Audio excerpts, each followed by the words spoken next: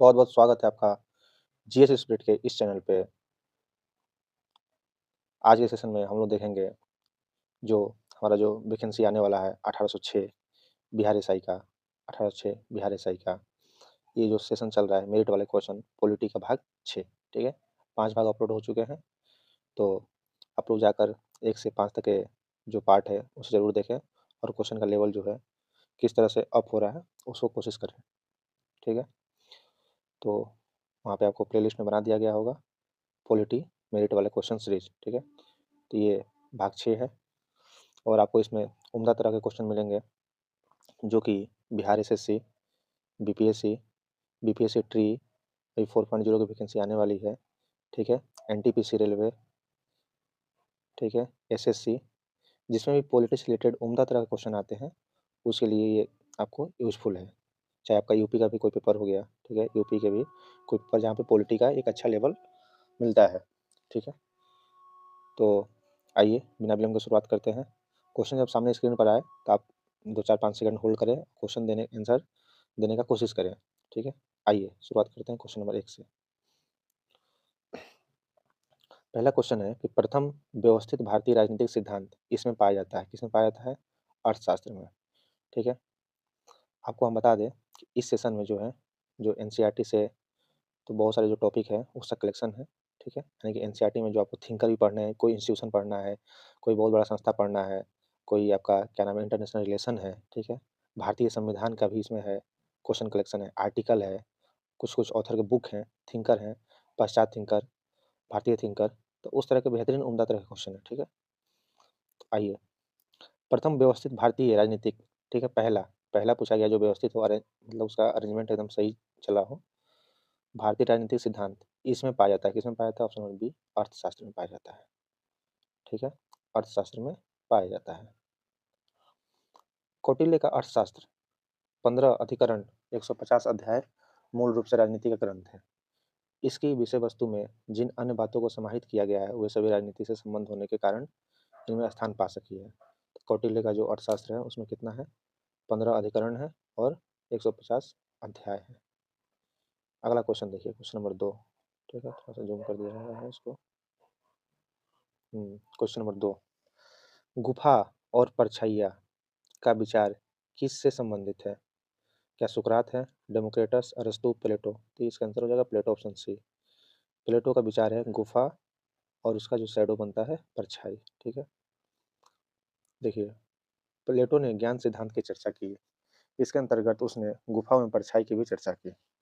गुफा एवं परछाई का विचार प्लेटो से संबंधित है। ठीक है, क्वेश्चन नंबर 3, किसने कहा कि कुछ मनुष्य सक्रिय बल द्वारा वश में होते हैं और कुछ अन्य विधि द्वारा? जो कुछ मनुष्य होते हैं वो सक्रिय बल द्वारा वश में हो जाते हैं, यानी उनको कंट्रोल किया जाता है, और कुछ को अन्य विधि के द्वारा। जो आपको कहावत सुने हैं, साम दाम दंड भेद, तो कुछ बल के द्वारा कुछ अन्य विधि के द्वारा। तो ये ऑप्शन हो जाएगा डी नंबर, मैकियावेली। ठीक है, मैकियावेली।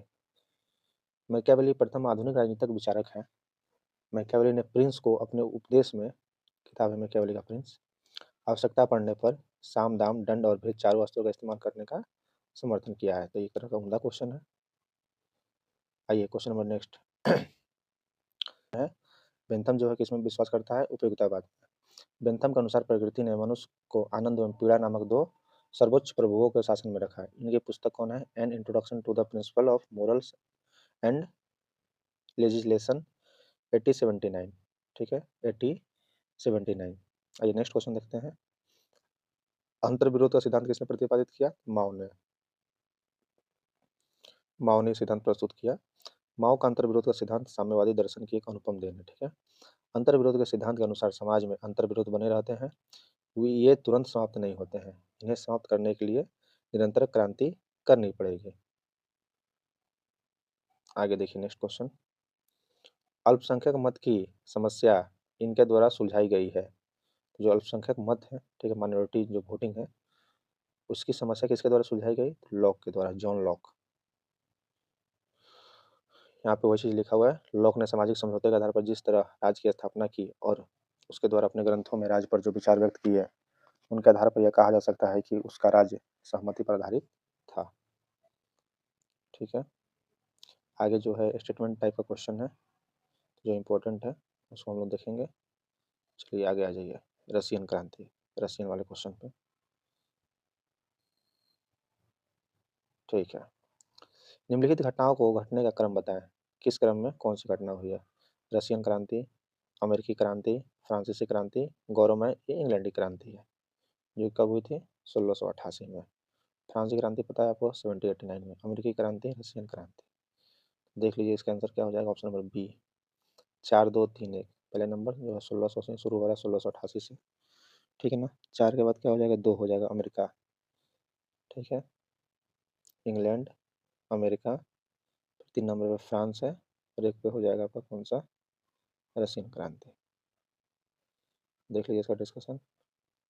गौरवमय इंग्लैंड की क्रांति को बोलते हैं 1688 में। अमेरिकी क्रांति जो 1776 में। फ्रांसीसी क्रांति 1789 में। रशियन क्रांति 1917 यानी कि रूसी रूसी क्रांति। ये सारे एनसीईआरटी के ही पहलू हैं, टॉपिक है, जिसमें आपको वर्ल्ड हिस्ट्री का क्वेश्चन, वर्ल्ड हिस्ट्री पढ़ना पड़ता है। ये आपको जानना ही होगा। अगर डीपली में आपसे पूछेगा तो आपको जानना ही होगा कि प्रोटेस्टेंट धर्म क्या है। ठीक ना। प्रोटेस्टेंट क्या है, धर्म सुधारवादी क्या है, क्यों हुई फ्रांसीसी क्रांति, उसके जेल का क्या नाम था। तो ये सब सारे क्वेश्चन आपको और कॉन्सेप्ट ध्यान में रखना होगा। ठीक है। तो यहाँ पे देख लीजिए, गौरव में क्रांति आपका इंग्लैंड हो गया 1688 में।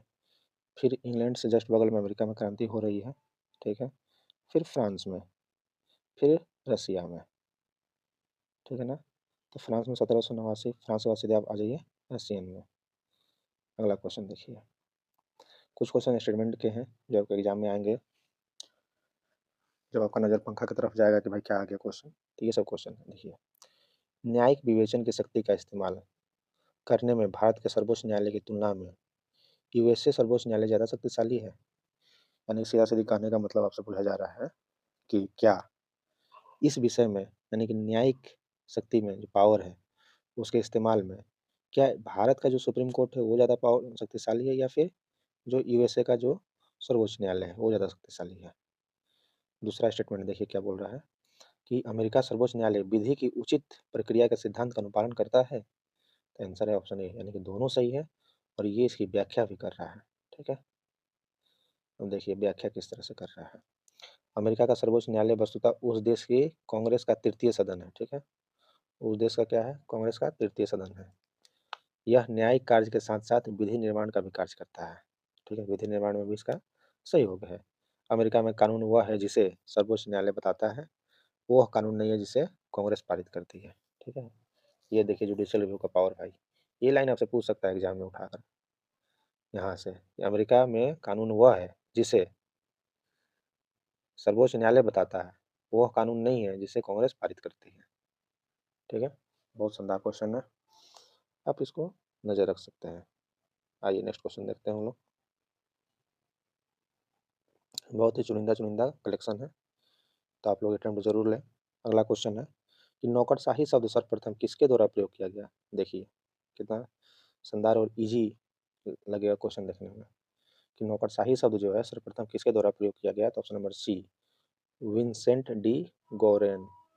ठीक है ना, Vincent de Gournay. Vincent de Gournay ने सर्वप्रथम नौकरशाही शब्द का प्रयोग किया। आधुनिक विचारकों में मैक्स वेबर सर प्रमुख समाजशास्त्री हैं जिनके नौकरशाही संबंधी विचार महत्वपूर्ण माने जाते हैं। वेबर का नौकरशाही सिद्धांत उनके प्रभुत्व सिद्धांत का ही एक अंग है। वेबर की पुस्तक कौन सी है? The theory of social and economic organization में नौकरशाही की पारंपरिक रिश्माई एवं कानूनी तर्क विभाजित किया गया है। ठीक है। तो विंसेंट डी गौरेन आपको याद रखना है, विंसेंट डी गौरेन। विंसेंट भी अगर आप नाम याद रखते हैं तो आपका काम बन जाएगा। विंसेंट से आपको याद रखना है नौकरशाही। ठीक है। नाम में भी थोड़ा थोड़ा फीलिंग आ रहा है, विंसेंट कैसा नाम है? नौकरशाही वाला। आगे देखिए अगला नंबर क्वेश्चन। नेक्स्ट क्वेश्चन देखा जाए। कह रहा है कि कौन सा कथन ब्रिटिश संसदीय व्यवस्था के बारे में सत्य है? ठीक है। यानी कि ब्रिटिश का जो पार्लियामेंट है, ब्रिटेन का पार्लियामेंट, उसकी व्यवस्था के बारे में सत्य है। तो ऑप्शन नंबर ए, महारानी हमेशा कैबिनेट की सलाह पर कार्य करती है। हमेशा यहाँ पर देखिए टर्म है, क्या महारानी हमेशा कैबिनेट की सलाह पर कार्य करती है? भारत में है ऐसा? कैबिनेट सामूहिक उत्तरदायित्व के सिद्धांत पर कार्य करता है। संसद किसी भी विषय पर कानून बना सकती है। न्यायालय कानून को असंवैधानिक घोषित कर सकता है। ये तो बिल्कुल गलत है क्योंकि इंग्लैंड में जो है जुडिशियल रिव्यू नहीं है भाई, जुडिशियल रिव्यू नहीं है। देखिए ऑप्शन हो जाएगा सी, 1, 2 और 3। ठीक है, 1, 2 और 3, यानी कि यहाँ पर जो है यहाँ का पार्लियामेंट जो है सबसे सुपर पावरफुल पार्लियामेंट है। तो महारानी हमेशा जो है कैबिनेट की सलाह पर ही कार्य करेगी, हमेशा। कैबिनेट जो है उत्तरदायित्व भी लेगा। ठीक है, संसद किसी भी विषय पर कानून बना सकता है, लेकिन न्यायालय उस कानून को गलत घोषित नहीं कर सकता है। यही चीज़ यहाँ डिस्कशन में लिखा हुआ है। आगे देखिए, इस तरह के हिंदी एग्जाम में आएंगे तो आपको लगेगा भाई क्या पूछ दिया। प्रतिपक्ष त्याग कानून रखा गया है, यानी कि दल बदल कानून किसमें है? ऑप्शन नंबर डी, संविधान की 10वीं अनुसूची में, जो कि 52वीं संविधान संशोधन 1985 से जोड़ा गया है आपको। ठीक है, 52वीं संविधान संशोधन जो है 1985 में कौन सा अनुच्छेद जोड़ा गया? 10वां। आप जानते हैं कि भारतीय संविधान में 8 अनुसूची पहले से थे। 9वां जो है 1991 में जोड़ा गया। ठीक है, 10वां जो है 1985 में जोड़ा गया। 11वां 12वां पता है आपको, पंचायत और नगर पालिका से है। ठीक है, आगे देखिए 24 नंबर क्वेश्चन, उपराष्ट्रपति के चुनाव में वोट कौन देता है? उपराष्ट्रपति के चुनाव में, इसका आंसर देखिए क्या दिया हुआ है ऑप्शन। 24 नंबर, 2 ऑप्शन वहाँ था, 2 यहाँ पर है, यानी आंसर हो जाएगा संसद के मनोनीत और निर्वाचित सदस्य दोनों देते हैं। ध्यान रखना है कि उपराष्ट्रपति के चुनाव में संसद के निर्वाचित व मनोनीत दोनों सदस्य शामिल होते हैं, किंतु इनमें राज्य विधानसभाओं के सदस्य शामिल नहीं होते हैं। लेकिन आपको ध्यान रखना होगा कि राष्ट्रपति के चुनाव में जो है मनोनीत सदस्य भाग नहीं लेते हैं, बट उपराष्ट्रपति के चुनाव में ये दोनों भाग लेते हैं, किंतु इसमें राज्य की विधानसभा नहीं है। लेकिन राष्ट्रपति में देखिए यहाँ पर क्या है कि अगर आपसे प्रेसिडेंट आ गया, ठीक है, तो प्रेसिडेंट में एक चीज़ ध्यान रखना है कि जो भी होगा उसमें नॉमिनेटेड, सॉरी क्या नाम है, निर्वाचित, इलेक्टेड, जो भी व्यक्ति इलेक्टेड होकर आया है वही होगा, प्लस में जो स्टेट असेंबली में जो आपका निर्वाचित सदस्य है। ठीक है, यहाँ तक क्लियर। अब अगर आपसे पूछ दे वाइस प्रेसिडेंट, ठीक है, वाइस प्रेसिडेंट में तो उसमें स्टेट तो बिल्कुल नहीं है, बस आपका पार्लियामेंट है। तो उसमें आपका नॉमिनेटेड भी है, प्लस में इलेक्टेड भी है, इलेक्ट जो निर्वाचित होकर आए हैं और मनोनीत होकर भी आए हैं। ठीक है, तो ये रहा आपका कॉन्सेप्ट। एग्जाम में कन्फ्यूज नहीं करना है, नहीं तो फिर इंसान जो है डिफ्यूज हो जाएगा। आइए 25 नंबर क्वेश्चन पर, निम्नलिखित में से कौन सा शब्द संविधान में समाविष्ट नहीं है? किसको शामिल नहीं किया गया है? क्या संघीय व्यवस्था शामिल है? बिल्कुल नहीं है। परंपरा पर आधारित है, धर्मनिरपेक्ष शामिल है हमारा, लोकतंत्र प्रजातंत्र है, समाजवादी है, 42वें संविधान संशोधन से जुड़ा गया, आपको पता ही है। 1976 आपको कॉन्सेप्ट बताई हैं, 4+2 जब भी कन्फ्यूजन हो कि 1976 होगा या फिर 1978 होगा, तो 4+2 क्या हो जाएगा लास्ट में 6, यानी 1976 ही में हुआ था आपका 42वां संविधान संशोधन। ठीक है, और 44वां संविधान संशोधन कब हुआ? 4+4 8, यानी कि यहाँ पर देखिए लास्ट में क्या है 8, यानी कि 1978 में ही हुआ है। ये 1900 तक को ध्यान रखना ही होगा, चूँकि संविधान जो है 1800 में तो बना नहीं है। तो यहाँ पर क्या है, प्रस्तावना में समाजवादी, पंथ निरपेक्ष एवं अखंडता शब्द को शामिल किया गया है। किस किस शब्द को जोड़ा गया है 42वें संविधान संशोधन में? तो समाजवादी को, पंथ निरपेक्ष को, अखंडता शब्द को सम्मिलित किया गया है। ठीक है, अगला क्वेश्चन, नेक्स्ट क्वेश्चन देखिए, थोड़ा सा स्पीड बढ़ाते हैं। ठीक है, भारत का सर्वोच्च न्यायालय है। ठीक है, देखिए यहाँ पर एक मूल परंतु अपीलीय संबंधी क्षेत्राधिकार नहीं है, गलत है।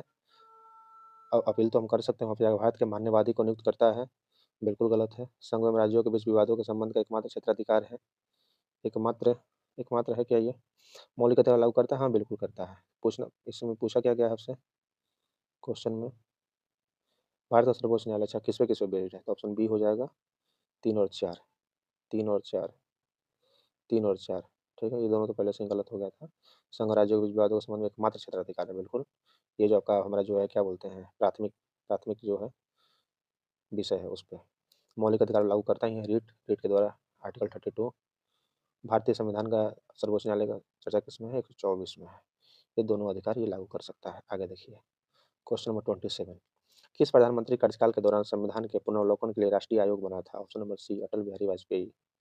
अटल बिहारी वाजपेयी के समय जो है किस प्रधानमंत्री कार्यकाल के दौरान संविधान के पुनर्वलोकन के लिए राष्ट्रीय आयोग बना? तो अटल बिहारी वाजपेयी। आगे देखिए वैसे डिस्कशन में लिखा हुआ है, 2000 में गठन हुआ, 11 सदस्यीय आयोग के अध्यक्ष उच्चतम न्यायालय के पूर्व न्यायाधीश एम एन कौन थे? वेंकट चलैया, एम एन वेंकट चलैया थे। ठीक है, एम एन वेंकट चलैया थे। नेक्स्ट नंबर क्वेश्चन देख लीजिए, आइए थोड़ा सा स्पीड बढ़ाया जाए।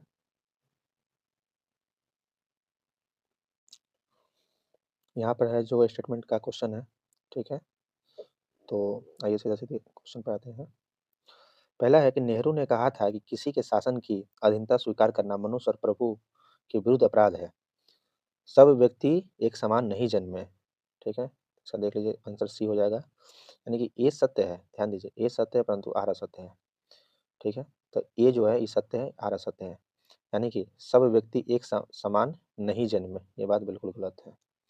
नेहरू ने कहा था कि किसी के शासन की अधीनता स्वीकार करना मनुष्य और प्रभु के विरुद्ध अपराध है, ये बात सही है। नेहरू जी ने कहा था कि किसी के शासन की अधीनता, किसी के अंदर अगर हम गुलामी कर रहे हैं, अधीनता है हमारे, और उसको आप स्वीकार कर लिए, तो मनुष्य और प्रभु के विरुद्ध अपराध हो जाएगा। ये क्या हो जाएगी, जो मानव जाति है और जो हमारे प्रभु है उनके विरुद्ध ये अपराध है। नेहरू जी ने आधुनिक भारत को एक सुलझे हुए राज मर्मज्ञ थे। एक लेखक के नाते उन्होंने इतिहासकार तथा राजनीतिक समीक्षक के रूप में अपनी पहचान बनाई। ये किसमें लिखा हुआ है, एकदम देखिए ऑथेंटिक सोर्स है सर। ओपी गावा, राजनीतिक चिंतन की रूपरेखा। नेक्स्ट क्वेश्चन देखिए। केशवानंद भारती, गोलकनाथ, क्रम में सजाना है आपको, ठीक है। आइए इसका आंसर हो जाएगा ऑप्शन नंबर सी, सज्जन सिंह केस। सज्जन सिंह केस कब आया, 64 में। गोलकनाथ केस कब आया, 67 में। केशवानंद भारती 73 में। मिनरवा मिल्स 80 में। तो सज्जन सिंह, गोलकनाथ, केशवानंद भारती, मिनरवा मिल्स, ठीक है। इस तरह से आपका क्या हो गया, ऑप्शन नंबर सी हो जाएगा। यानी कि 4 2 1 3। पहले सज्जन सिंह 64 में, ठीक है। फिर हो जाएगा 2 नंबर गोलकनाथ 67 में, ठीक है। 64 3 67। फिर यहाँ पे आ जाएगा 73 केशवानंद भारती, और फिर आ जाएगा 2000 में मिनरवा मिल्स। आगे चलिए, आगे भी आगे मिलान करने वाला। ऑल इंडिया मुस्लिम लीग का उद्भव कब हुआ, 1906 में हो गया था। लखनऊ समझौता कब हुआ, 16 में हुआ, ठीक है, 16 में हो गया। मोतीलाल नेहरू रिपोर्ट कब प्रस्तुत किया गया, 28 में। कामा मटर घटना कब है, प्रथम विश्व युद्ध के समय का, ठीक है। यानी कि ऑप्शन नंबर बी हो जाएगा। 2 3 4 1। आगे आइए डिस्कशन में। डिस्कशन में भी वही चीज़ लिखा हुआ है, मुस्लिम लीग 6, लखनऊ समझौता 1916।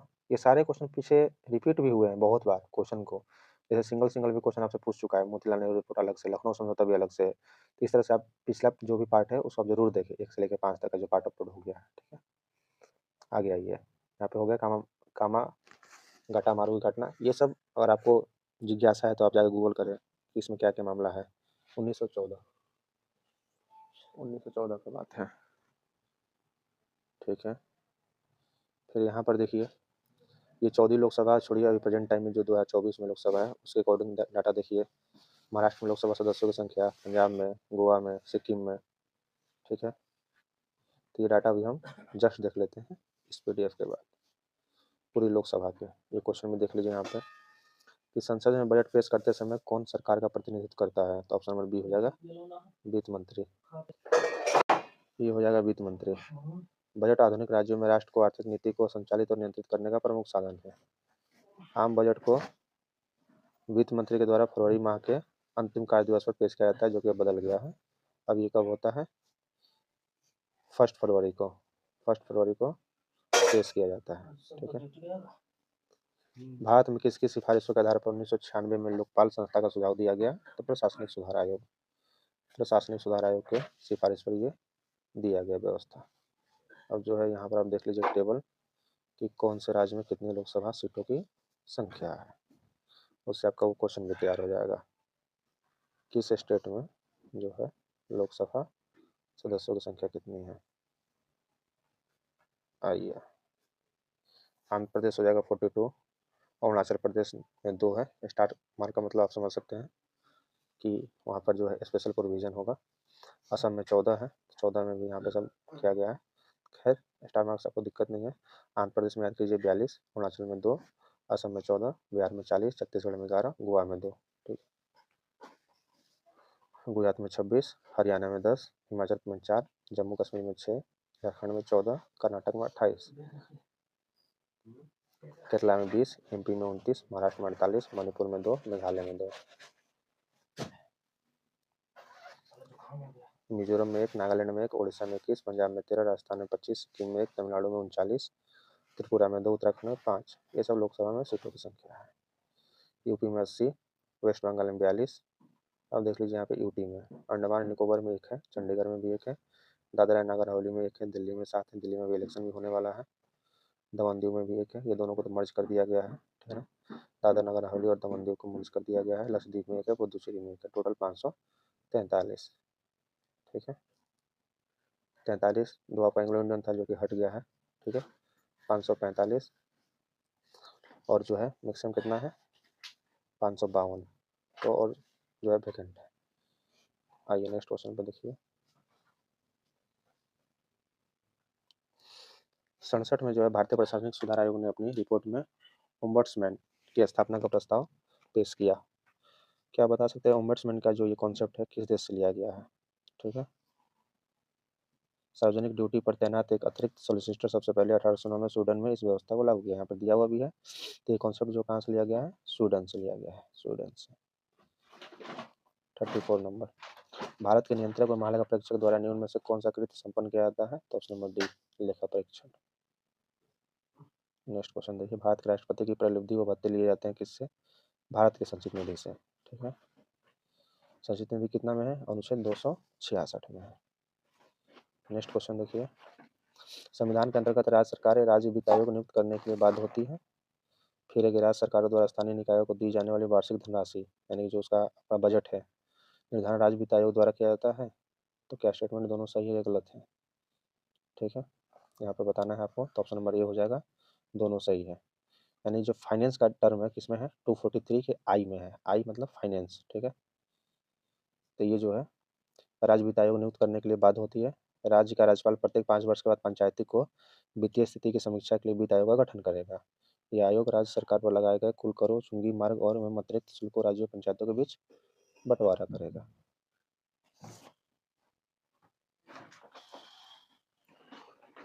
ये देखिए भाई, एक तरह से समझिए रीजनिंग का क्वेश्चन है,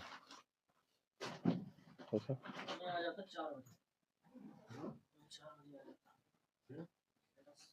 लोक सेवकों की नियुक्ति में निम्नलिखित अवस्थाओं का सही अनुक्रमिक क्रम क्या है, ठीक है। तो भर्ती है, विज्ञापन, साक्षात्कार, लिखित परीक्षा। आप जानते हैं सबसे पहले विज्ञापन आएगा, ठीक है, फिर लिखित परीक्षा होगी, फिर साक्षात्कार होगा, फिर आपकी भर्ती होगी, ठीक है। यहाँ पे क्रम दिया हुआ है, विज्ञापन, लिखित परीक्षा, साक्षात्कार, भर्ती। नेक्स्ट क्वेश्चन देखिए, संथानम समिति अशोक मेहता कोठारी और फलकान समिति, इसको मिलान कर लीजिए, ऑप्शन नंबर ए हो जाएगा, 3 4 1 2। संथानम समिति का संबंध किससे, भ्रष्टाचार से है, भ्रष्टाचार पर रोक लगाने से। अशोक मेहता किससे है, पंचायती राज से। कोठारी समिति नव भर्ती करने की नीति से। और फलकान समिति किससे, ब्रिटिश सिविल सर्विस का पुनर्संगठन। आगे देखिए, लोक प्रशासन के अध्ययन के लिए हॉर्बर्ट ए साइमन का उपागम है कौन सा है, तो व्यवहारवादी उपागम है। शक्ति संतुलन का सिद्धांत का लक्ष्य क्या है, तो ऑप्शन नंबर बी, यथापूर्व स्थिति। शक्ति संतुलन कब होगा, ऑप्शन ए युद्ध से होगा, नहीं। असंतुलन से नहीं, संतुलन से नहीं, यानी कि यथापूर्व स्थिति आपको होनी चाहिए। ये देखिए यहाँ पे रेफरेंस है ई वाई घड़ी का, कि शक्ति संतुलन के सिद्धांत का लक्ष्य जो है यथापूर्व स्थिति है, न कि शक्ति संतुलन है। 41 नंबर क्वेश्चन, यूएनओ का जो चार्टर एक्ट है, चार्टर एक्ट में जो है आर्टिकल 16 किसको निर्देश करता है, तो चैप्टर 7 को, ठीक है, चैप्टर 7 को यूएनओ का आर्टिकल। अनुच्छेद 16 का प्रतिरूप यूएनओ की स्थापना 1944 को वाशिंगटन में हुई थी। इसकी स्थापना के पीछे प्रमुख उद्देश्य सामूहिक व्यवस्था द्वारा अंतर्राष्ट्रीय शांति और सुरक्षा कायम करना था, ठीक है। ये क्वेश्चन स्किप करिए।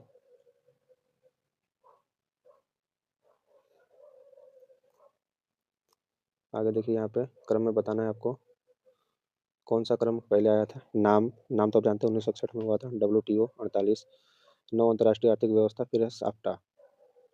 यहाँ पे हो जाएगा ऑप्शन नंबर बी, 1342, 1342। नाम 1961, अंतर्राष्ट्रीय आर्थिक व्यवस्था 74, साफ्टा 91, WTO 1995, ठीक है। वो आपका गेट था आप 1948 में कंसिडर कर सकते हैं, लेकिन यहाँ पे 95 है WTO। आगे देखिए, कौन सा राष्ट्रीय हित को उन्नत करने के लिए उपकरण समझा जाता है, तो ऑप्शन नंबर डी, कूटनीति। मत प्रचार गलत, युद्ध गलत, अंतर्राष्ट्रीय विधि गलत, कूटनीति। कूटनीति जो है राष्ट्रीय हित को उन्नत करने का उपकरण समझा जाता है। कौन सा देश एनपीटी पर साइन नहीं किया है, तो कौन नहीं किया, भारत ने किया है। एनपीटी पर साइन किसने किया है, इसका व्याख्या देखिए। भारत, फ्रांस, चीन, ब्राज़ील, अर्जेंटीना तो पाकिस्तान ने एनपीटी पर हस्ताक्षर करने से इनकार कर दिया है, ठीक है। एनपीटी का पूरा नाम क्या होता है? नॉन प्रोलिफरेशन ट्रीटी, ठीक है। इस संधि का हस्ताक्षर जो 1968 में विभिन्न राष्ट्रों ने किया था, यह संधि किस बात का विश्वास दिलाती है कि परमाणु मुक्त जो है अंतर्राष्ट्रीय शांति और सुरक्षा की स्थापना आवश्यक है। इसके बाद देखिए एक दो क्वेश्चन बस लास्ट है। सार्क सचिवालय कहाँ पर स्थित है? काठमांडू में स्थित है। इजी क्वेश्चन है, कुछ क्वेश्चन आपको इजी मिलेंगे। इसकी स्थापना 7 से 8 दिसंबर 1982 को हुई थी। पूरा नाम देखिए south Asian association for regional cooperation. इसके सदस्य कौन कौन से हैं? भारत, पाकिस्तान, नेपाल, भूटान, अफगानिस्तान, बांग्लादेश, श्रीलंका, मालदीव। भारत का सबसे बड़ा व्यापार सहयोगी कौन सा है? डी, ईयू, ठीक है। लेकिन अभी प्रेजेंट टाइम पे ये डाटा नहीं है, ठीक है। अभी सबसे ज़्यादा जो है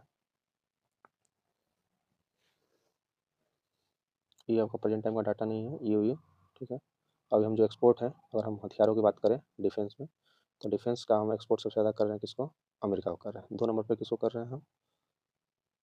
2 नंबर पे फ्रांस, फिर 3 नंबर पे आर्मेनिया, आर्मेनिया को कर रहे हैं। ये न्यू डाटा है आपका। आगे देख लीजिए, शांति स्थापना प्रयास युद्ध स्थितियों को स्थिर कर देता है बजाय उनका समाधान करने के। सही बात है। शांति स्थापना प्रयास का यूएन चार्टर में जिक्र ही नहीं किया गया है, ये बात गलत है, जिक्र किया गया है।